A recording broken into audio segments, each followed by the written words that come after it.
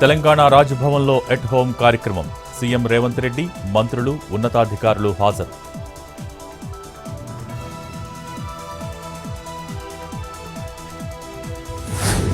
పథకాల అమలుపై బీఆర్ఎస్ దుష్ప్రచారం. 10 ఏళ్ల పాలనలో రుణమాఫీ చేయలేకపోయారని భట్టి విమర్శలు.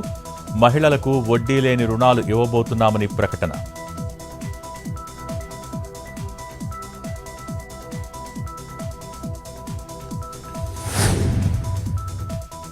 ఇందిరమ్మపై వ్యాఖ్యలు చేసిన బండి సంజయ్ క్షమాపణ చెప్పాలి. ఉనికి కాపాడుకునేందుకు విమర్శలు చేస్తున్నారని జగ్గారెడ్డి ఆగ్రహం.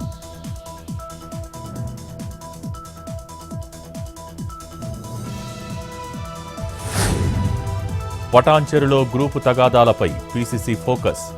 అమీన్పూర్ కాంగ్రెస్ పార్టీ కార్యాలయానికి కమిటీ. కాట శ్రీనివాస్, నీలం మధుతో భేటీ. ఎమ్మెల్యే మహిపాల్ రెడ్డితోనూ సమావేశం కానున్న సభ్యులు.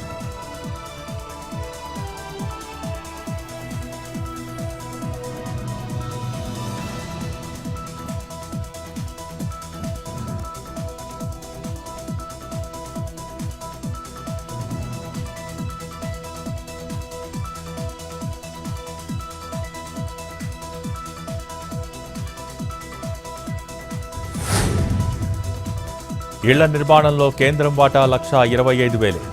ఇందిరమ్మ పేరు పెట్టొద్దు అనటంపై ఎమ్మెల్యే పోచారం ఆగ్రహం. రాములగుట్ట తండాలో లబ్ధిదారులకు పథకాల పంపిణీ.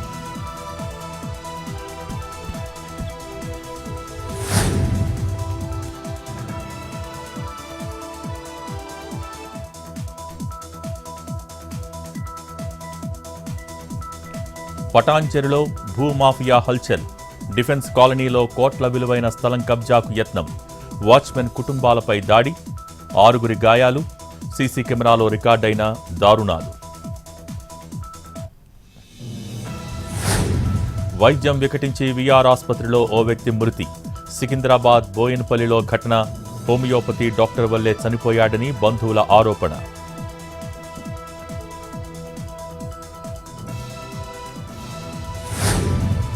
ఏలూరు జిల్లా జంగారెడ్డిగూడెంలో వ్యవసాయ కూలీల ర్యాలీ.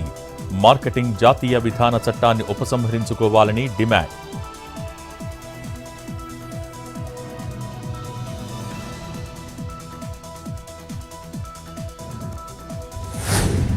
ఢిల్లీలో హోరాహోరీగా ఎన్నికల ప్రచారం. నరేలాలో కేంద్ర హోంమంత్రి అమిత్ షా బహిరంగ సభ. ఆప్ అధినేత అరవింద్ కేజ్రీవాల్పై విమర్శలు.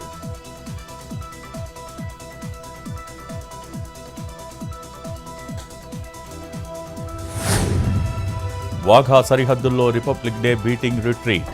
అలరించిన ఆర్మీ విన్యాసాలు. ప్రదర్శనకు పెద్ద సంఖ్యలో వీక్షకులు హాజరు.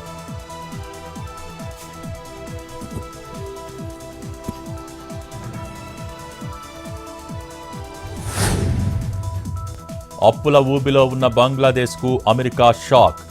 ఆ దేశానికి ఇచ్చే అన్ని రకాల సహాయాలు నిలిపివేత. జైశంకర్ అమెరికాలో పర్యటించిన కొన్ని రోజులకే నిర్ణయం.